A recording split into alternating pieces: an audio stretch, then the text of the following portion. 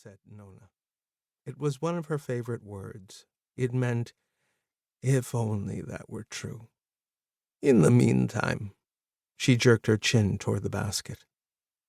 Aunt Sarah took in clothes for mending. At least, she used to. Lately it seemed that people couldn't afford it. She'd be happy for this pile of work. Mama motioned to me to set the basket under the table.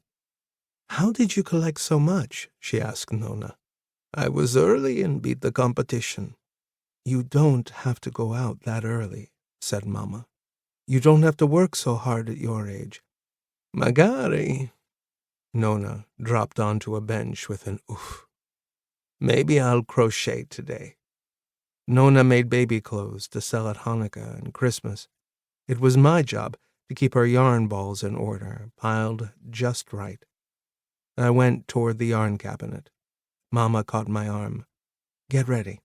We're going out." Her smile surprised me. The night before, I'd heard her crying quietly in the dark. I raced into the corridor, to the water closet we shared with the neighbors on our floor.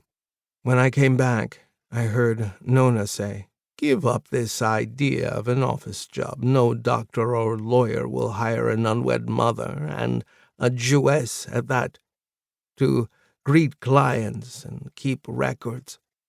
You should work in a restaurant cleaning up." Mama said, "You don't know. People will appreciate how well I read if they'll only give me a chance." They hushed when I came in, as though they thought I didn't know it was my fault Mama couldn't get an office job. But right now, that didn't upset me. Mama was in a good mood, and errands were fun. I pulled my nightshirt off and Nona folded it, while Mama held out my day shirt and pants to step into. As we went through the doorway, Mama's fingertips grazed the box mounted on the doorframe that held the mezuzah. She boosted me up so I could touch it too, though I scarcely looked at it. I didn't need its reminder, for I knew the most powerful one was unique and perfect. Our alley opened onto the Via dei Tribunali, full of merchants and buyers and laborers on their way to work. Men hooted obscenely and called things to Mama as we passed. This happened to any woman alone. The prettier she was, the worse it got. Mama was beautiful, so I was used to this, but I still hated it.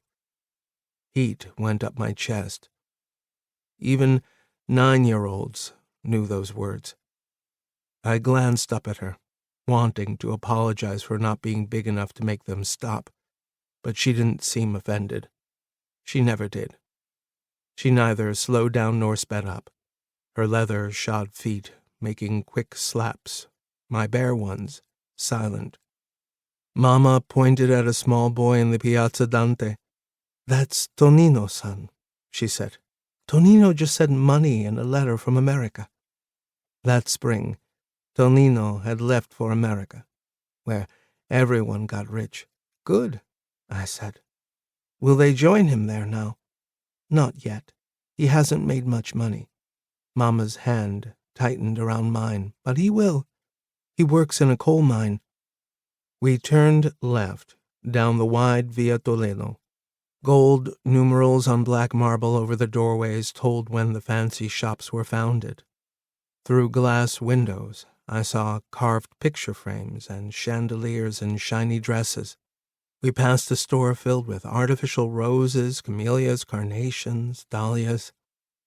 Mama hesitated at the flower shop. I smiled up at her, but she stared at nothing, as though she was about to weep. Then she turned quickly and moved on. "Watch where you walk," she said.